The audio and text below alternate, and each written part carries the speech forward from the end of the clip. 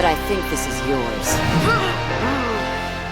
Hey everyone, welcome back to the channel. Today we have something interesting for all our DC fans out there. We'll be taking a look at one of DCU's most terrifying creations, the Black Mercy. It's not just another monster, it's the kind of threat that you never see coming. It's creepy, it's clever, and it's unlike anything you've seen before. So sit back and enjoy as we explore the Black Mercy plant. But before we go into our explanation, we have a very small request. If you like our content, please support us by subscribing to our channel. This is a small click for you, but for us it means a lot. Thank you. Let's begin. Amidst my travels in the future, I encountered the Black Mercy. A flower that feeds on dreams. It doesn't have fangs, it doesn't chase you through the dark, and it doesn't need to.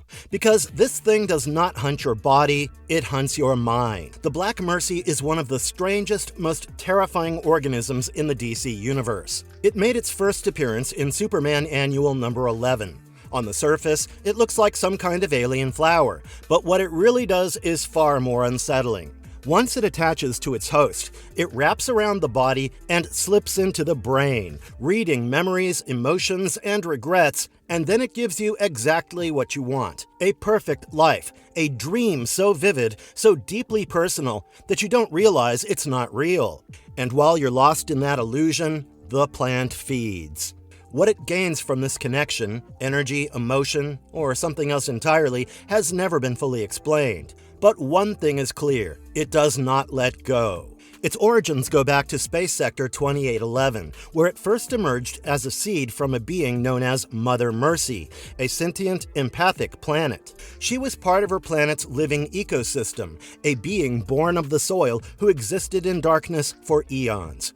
Her only focus was nourishing the life around her. But everything changed when a damaged spacecraft crash-landed on her world. Inside was a dying pilot. And in that moment, Mother Mercy discovered something new. By connecting to the pilot's nervous system, she could suppress pain and replace it with peace. As the pilot faded, he did so with a smile, trapped in a vision of pure bliss. That single act sparked something. Mother Mercy realized her empathic potential and decided she had a role to play in the universe. She gave birth to a generation of offspring, telepathic flora designed not to harm, but to bring comfort. She scattered them through space, each one carrying a singular purpose: to end suffering. But the purpose got twisted. What it does in the comics. The Black Mercy was not meant to be a weapon. It was supposed to be mercy, but somewhere along the way, it became something far more dangerous. When Mongul I discovered what it could do, he twisted it into something darker. What started out as empathetic, a plan meant to ease suffering, soon became a psychological weapon in the hands of a tyrant. He started harvesting the plants and repurposing them not to help the sick or the dying, but to infect the living. And instead of peace, he used it to trap his enemies in beautiful prisons, feeding off their false happiness until their real bodies began to waste away. Mongul unleashed the plant on Superman and the Justice League, forcing them into personal dream worlds where they lived out their deepest fantasies until the illusion broke. Let's look into this more, because one of the most iconic Black Mercy stories in DC history plays out in Superman Annual number 11, and it's anything but a simple birthday visit. Batman and Wonder Woman show up at the Fortress of Solitude with gifts in hand, only to find Superman frozen in place, an alien plant wrapped tightly around its chest. Its tendrils pulse softly, its petals curl like it's blooming, but this is no ordinary flower. It is the Black Mercy, and it's already sunk deep into his mind. What Superman sees is not a trap, it is paradise. In his illusion, Krypton never exploded. He's living the life he never got to have: a loving family, a normal job, and a peaceful home. He's married to Lila Laurel. They have children, but none of it's real. Meanwhile, in the real world, Mongul makes his entrance.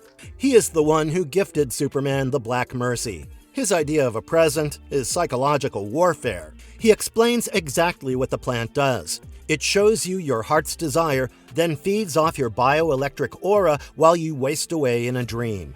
Batman doesn't wait around. He dives in to free Superman, trying to rip the plant off his friend. The Black Mercy does not let go without a fight, and when it finally detaches, it latches onto Batman instead, pulling him into a fantasy of his own. In his version of reality, Bruce's parents never died. He grows up surrounded by love, peace, and the life he never got to live. While the two heroes are trapped in their own minds, Wonder Woman takes on Mongul directly. But the fight is brutal, and it becomes clear that brute strength is not enough. Eventually, Superman breaks free of the fantasy, and he is furious. He fights Mongul, landing blow after blow. And just when it seems like the battle might never end, Robin steps up. He takes the Black Mercy, which is still writhing, and drops it onto Mongul himself. Instantly, it wraps around him. Mongul falls to the floor motionless, his mind transported into his own perfect fantasy, a world where he defeats all his enemies and rules over a new war world. In the real world, the fight is done. Mongul is out cold and trapped in a dream of his own making. Out of all the times the Black Mercy has appeared in DC Comics, this one stands out for a reason. It doesn't just show how dangerous the plant is. It shows how fragile even the strongest minds can be when offered the one thing they have always wanted: a world where nothing ever went wrong. Even after Mongul's death, the nightmare did not end. His son, Mongul II, carried on his father's legacy. He brought Black Mercy seeds to Earth. These were not just flowers anymore, they were weapons. He used them to infect animals, humans, and even entire regions, ensuring that the plant had a steady diet of fear and illusion. When Hal Jordan and Green Arrow arrived to investigate, they found a whole field of infected cattle and were quickly pulled into dream states of their own.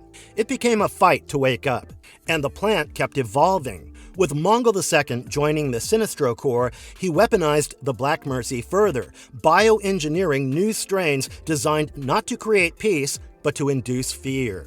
These genetically altered versions were used against Green Lanterns like Arisia and Sodom Yat.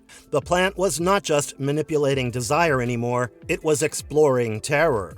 Over the years, the Black Mercy has taken root in some of the most unexpected corners of the DC universe. It appeared in the all-new Atom, where a villain named Dean Mayland wore a miniaturized version as a boutonniere, unleashing it on Ryan Choi. In Superboy, Kon-El and Psionic Lad found an alien ship orbiting Earth with its pilot dead, wrapped in a mutated version called the Red Mercy. Post-Flashpoint, Mongul continued to develop new variations of the plant, creating even more dangerous forms. One of these dream states gifted him an imagined daughter, White Mercy, whom he raised in conquest. But when Poison Ivy entered this illusion, she connected with White Mercy and discovered the entire reality was a lie. They tried to use Ivy as an escape route. In Aquaman Annual No. 1, Black Mercy resurfaced near Atlantis.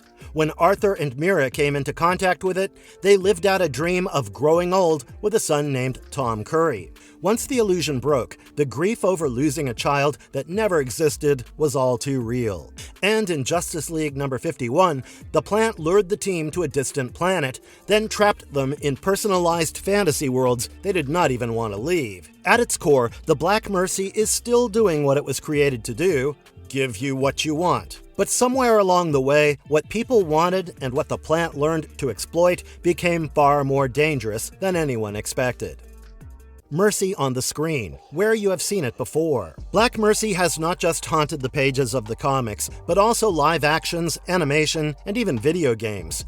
One faithful adaptation is Justice League Unlimited, the episode titled For the Man Who Has Everything. The storyline we just discussed is what happens here. An animated version of Mongul gives Superman the gift, and the rest of the story is pretty much the same. The live-action world took its own stab at the Black Mercy in Supergirl during the episode For the Girl Who Has Everything. This time, the plant was used by Non, who unleashed it on Kara while she was at home. The result was a vision of Krypton intact, her family alive, and a life untouched by tragedy. But thanks to her sister Alex and a brutal dose of reality, Kara snaps out of it, and the Mercy withers away. Later, we see the plant show up again, just sitting quietly in Lex Luthor's vault. It's part of a collection of anti-alien weapons. Because, of course, Lex would keep something that dangerous just lying around. Then there is Krypton, the prequel series that dove into Superman's lineage. The Black Mercy shows up there too, but this time it's in the hands of General Zod. After stealing it from the Fortress of Solitude, Zod uses the plant not as a weapon, but as a tool to pacify a cloned version of his mother, Lyta Zod, keeping her docile in a dream of bliss.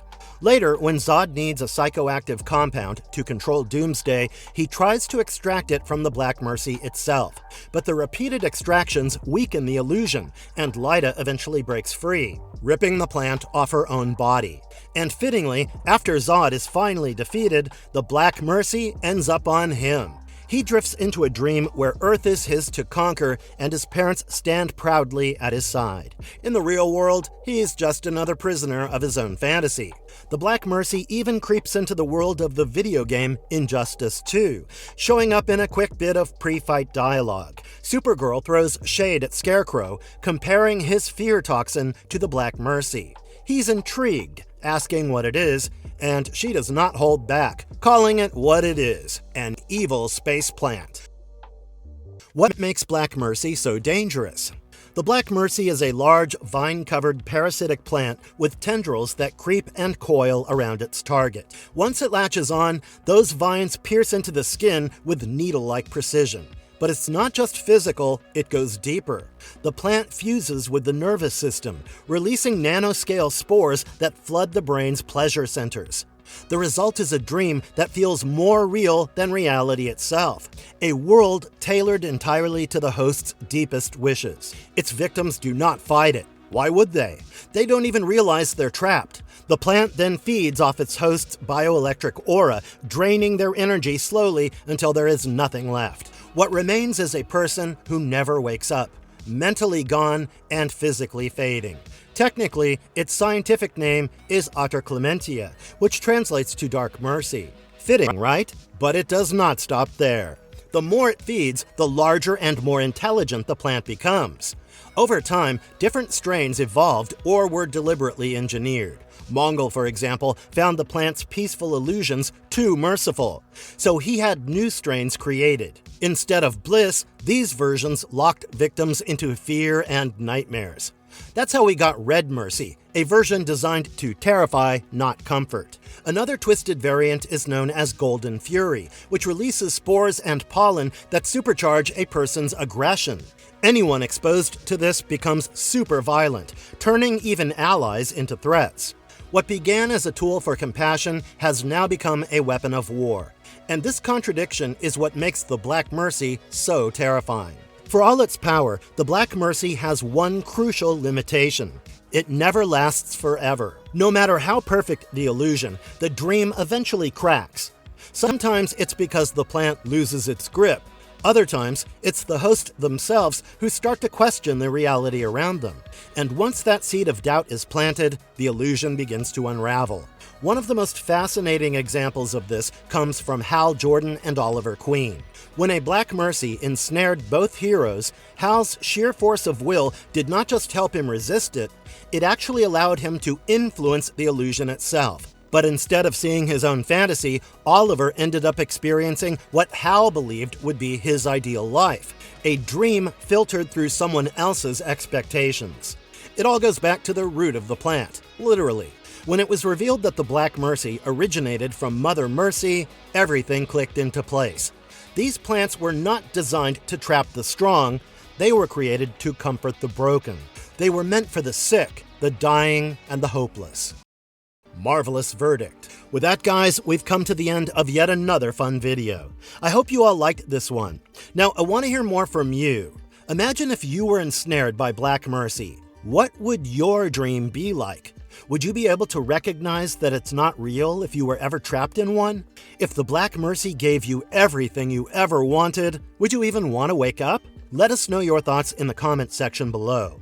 If you enjoyed watching this, do remember to like, share, and subscribe to our channel for more like this. Thanks for watching, until next time. And if you liked our content, don't forget to leave a like and subscribe to us if you haven't already. Have a good one and be safe. Thanks, everyone.